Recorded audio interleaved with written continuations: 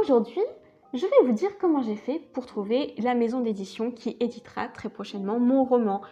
Le contrat est signé. Je me suis dit que je pouvais vous partager la stratégie qui a été gagnante pour moi. Ça, c'est moi, Ophélie, 28 ans, et apprentie écrivaine.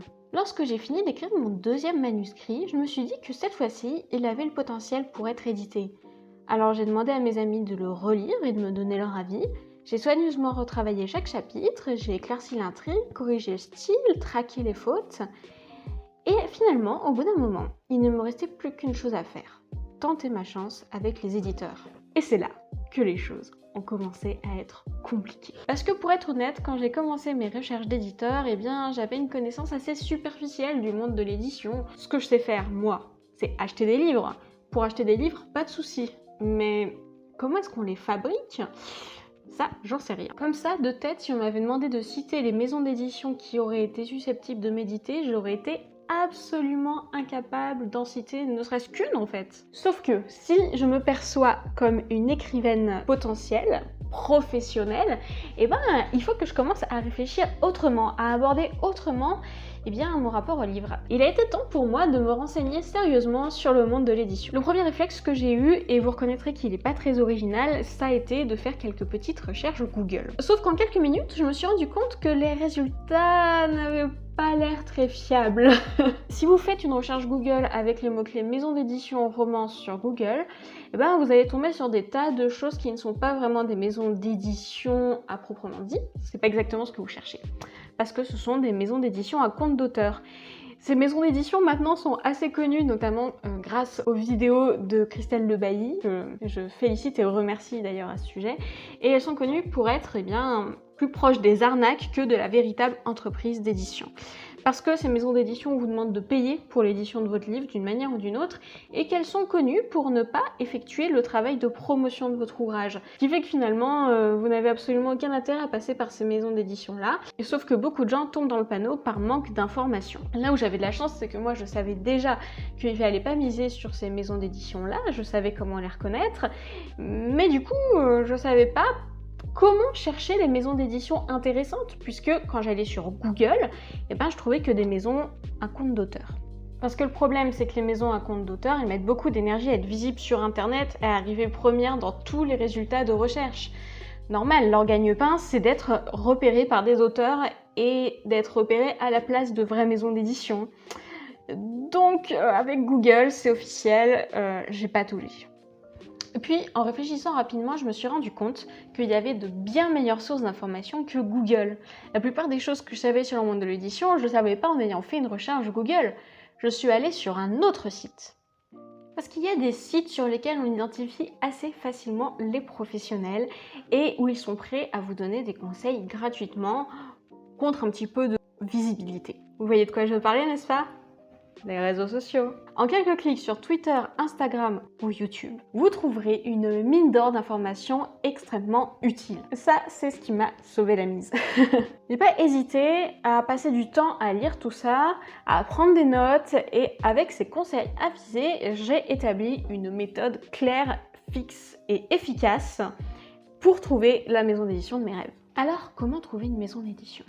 Pour commencer, il faut retourner à ce que je vous disais au tout début de la vidéo. C'est vrai que je connais pas de maison d'édition, mais que j'ai l'habitude d'acheter des livres.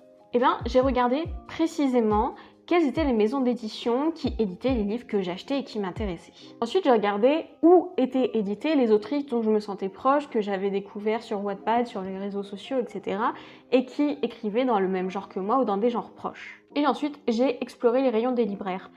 Parfois, de temps en temps, vraiment physiquement en librairie, mais aussi beaucoup sur les sites internet en fait des librairies parce que j'ai tendance à acheter en ligne. Alors je me suis dit, autant aller regarder par là où je serais passée pour m'acheter un bouquin.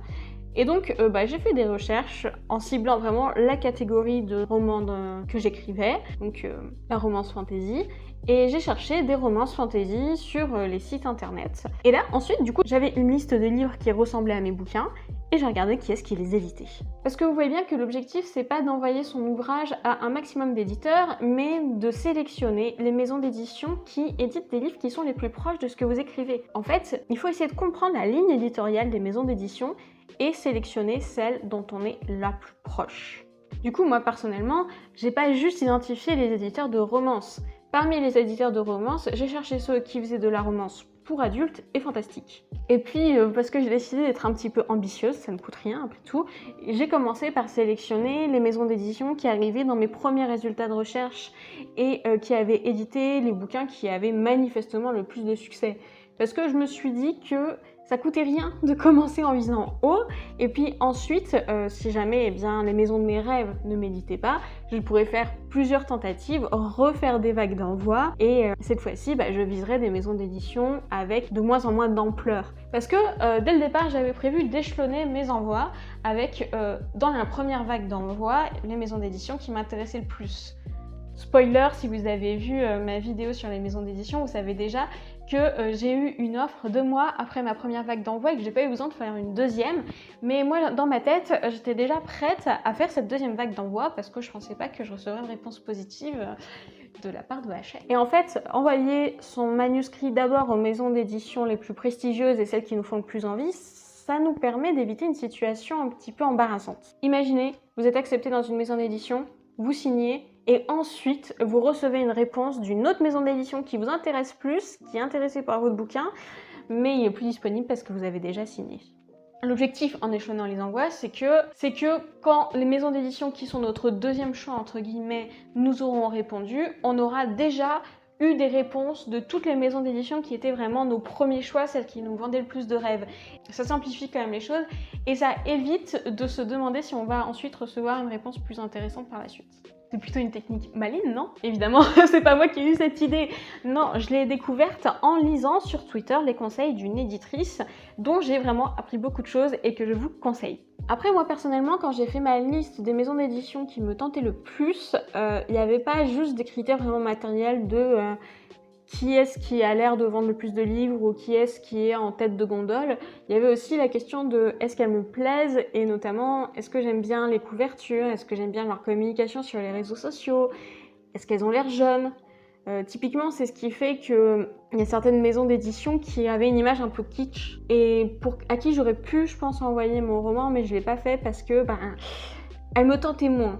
C'est pas qu'elles avaient l'air moins bien en soi, je suis sûre qu'il y a des gens super qui travaillent là-dedans, mais juste, ça me vendait pas du rêve. Et on va pas se mentir, il faut aussi prendre en compte cette dimension-là, le fait que ça nous fasse envie, que ça nous mette un peu des paillettes dans les yeux, parce que on sait tous et toutes qu'on gagne pas énormément d'argent en publiant un livre, on fait quand même ça pour le plaisir, et pour l'autosatisfaction, alors il faut vraiment miser sur ce qui nous donnera le plus de plaisir et de satisfaction. Voilà donc la méthode que j'ai suivie pour sélectionner les maisons d'édition à qui j'ai envoyé mon manuscrit.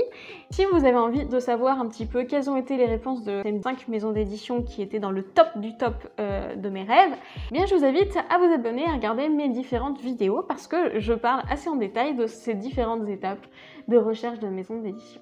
Merci d'avoir regardé cette vidéo jusqu'au bout, n'hésitez pas à me laisser un petit commentaire si elle vous a plu, vous pouvez aussi poser des questions, j'y répondrai avec plaisir et je vous dis à très bientôt pour une prochaine vidéo.